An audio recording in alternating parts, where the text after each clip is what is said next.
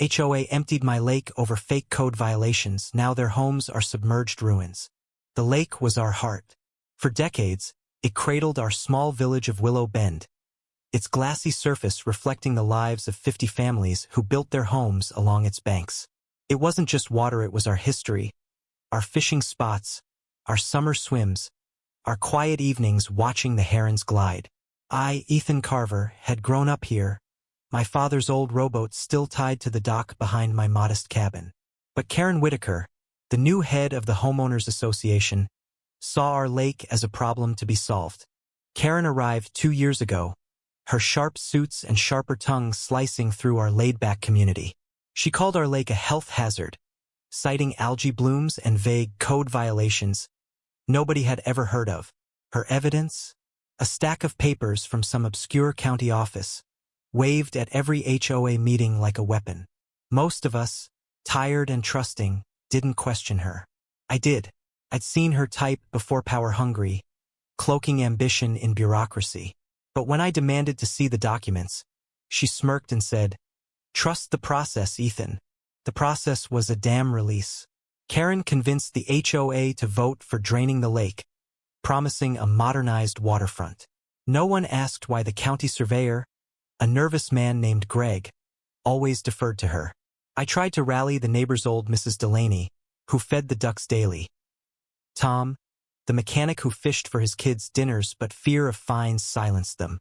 By spring, the lake was gone, its bed a cracked, muddy wasteland. My cabin, once steps from the water, now faced a barren scar. Then came the rains. Weeks of relentless downpours, the kind that turned dirt to rivers. Without the lake to hold the overflow, the water had nowhere to go. It surged through Willow Bend, swallowing homes, cars, memories. My cabin held, barely, but others weren't so lucky. Tom's garage was underwater.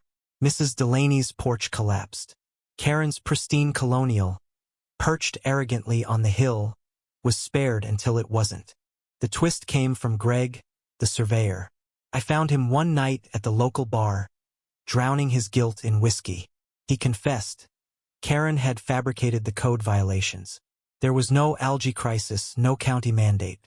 She'd bribed him with a cut of the development funds she planned to siphon from a real estate dealer luxury condo project to replace our outdated village. Greg had forged the papers, but the guilt was eating him alive.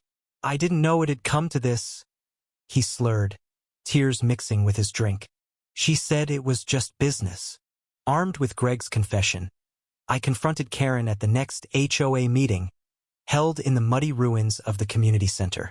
The air crackled with rage as I read his written statement aloud. Neighbors gasped. Tom clenched his fists. Karen's face, usually a mask of control, twitched. "Lies!" she shouted, but her voice wavered. The crowd pressed closer, their grief and anger a living thing. Mrs. Delaney, frail but fierce, threw a soaked photo of her drowned garden at Karen's feet. "You took everything," she cried. The standoff erupted outside, on a ridge overlooking the flooded village.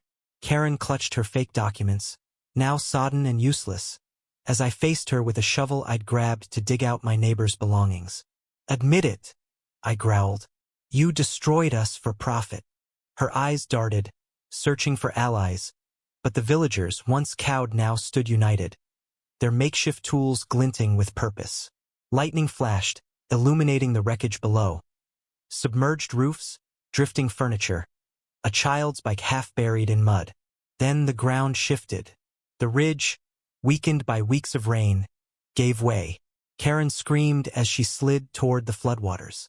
I lunged, grabbing her arm, my shovel clattering into the muck.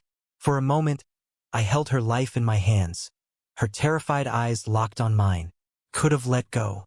Instead, I pulled her back, my muscles burning, my heart heavy with the weight of what she'd done. We saved her, but not her legacy. The village was gone, our home's ruins. Karen faced lawsuits, but no courtroom could restore what we'd lost.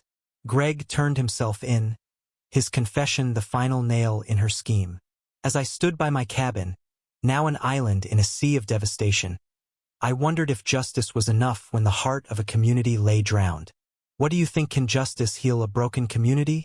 Or is trust, once shattered, lost forever?